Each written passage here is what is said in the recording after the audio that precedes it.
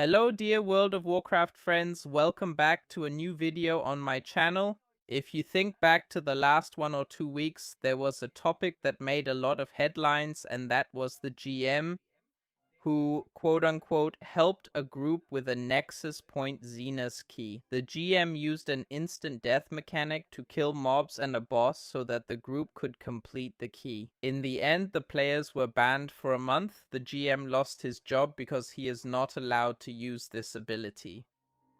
Not a good outcome for anyone involved, but in the end, of course, the question arises, what kind of power does a GM actually have in this situation?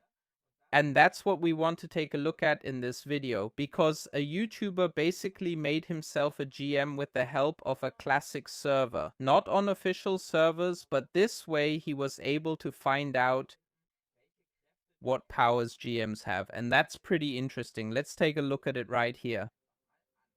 Yeah, if you like all of this, feel free to leave a like and subscribe. Otherwise, you can also watch the original video on the channel. The link is in the video description. You can find it here, how Blizzard GM powers actually work in WoW. The video is by 72720 Zone. And yes, with that, let's get started. As I said, he checked out on a server how the whole thing works when you're a GM. And he managed to do it with the help of a classic server to be a GM himself. You can also see here above his character Shui, the name or this GM dot is floating back and forth. You can also see here which spells he has in his spellbook at the end. So actually the whole thing looks pretty much like it does for a normal player. The dude has a spellbook,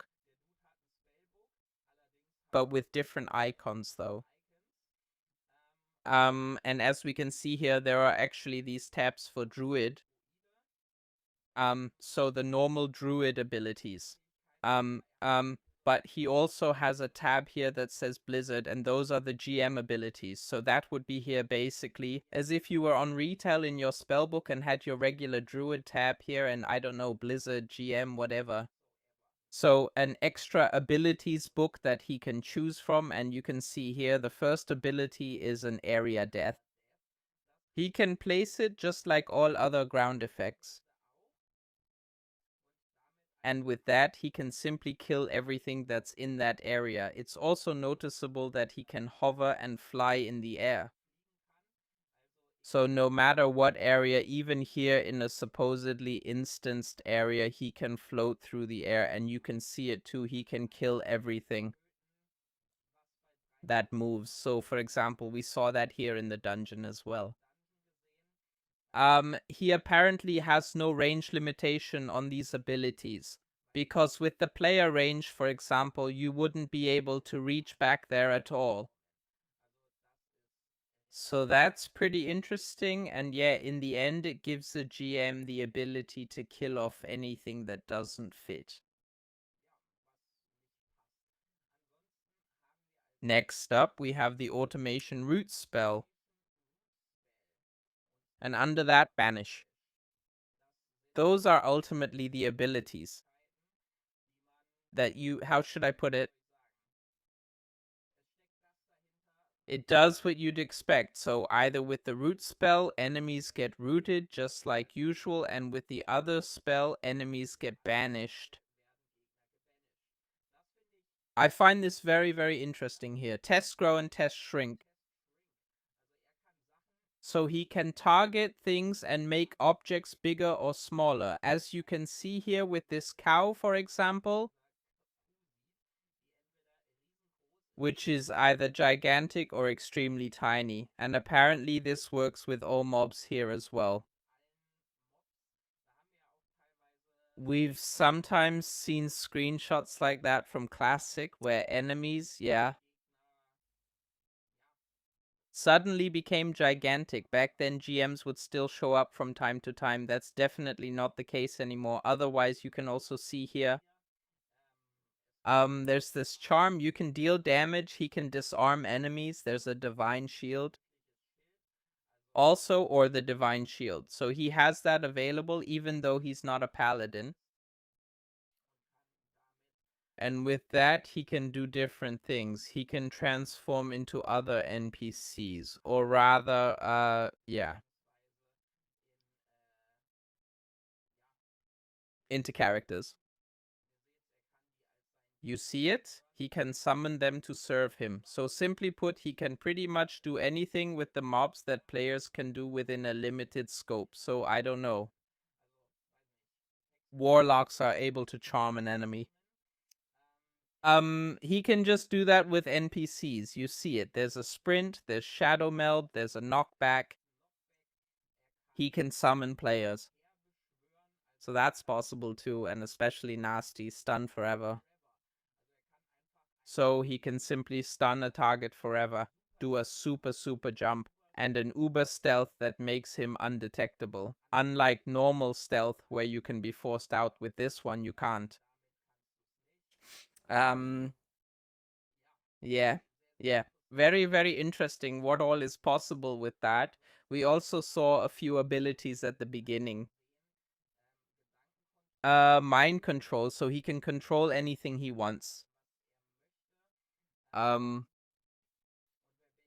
if we take another look here at the beginning, when he opens the book for the first time, we can also see here there is a master buff for melee and for ranged. So, extremely powerful versions of buffs. Plus, he has the Frostbolt of Ages, which is a single target spell that deals massive damage and ultimately one-shots the targets. So either he can kill things automatically or cast and blast them away. And he also has all of that as an uber heal over time. So a Hoti effect that basically keeps healing him back to full, making it impossible for him to be defeated. And now we see here, for example, he's standing around in Goldshire and has summoned various mobs. And as you can see, there's also a list of commands here with which he can do all sorts of things. For example, he can delete a guild here. That's possible. So again, besides these normal abilities, there are an incredible number of commands. In total, there are almost 300 of them. He can use a command here to give himself different items. So yes, simply put, he can do whatever he wants with the mobs. He can do whatever he wants with the environment. He can get the items however he wants. He can't be killed and so on and so forth. So, in the end, an immortal character with all the power that you can imagine. And yes, that's what's interesting. These characters, as Blizzard themselves have said, there aren't that many GMs who have all this power. And actually, it's meant for testing certain fixes, interactions, and so on the live servers. So, for example, if something needs to be tested that's not on the PTR, a GM can do it with their abilities. And Blizzard's terms also stated that GMs are not allowed to use these things except for testing purposes. That's exactly what that GM did, and that's why he was ultimately fired. Yeah, so thank you very much for watching. All I can say is feel free to check out this video here from 720 Zone.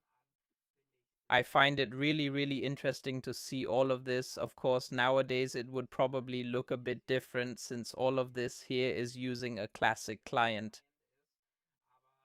But for the basic functionality, I think you got a good impression.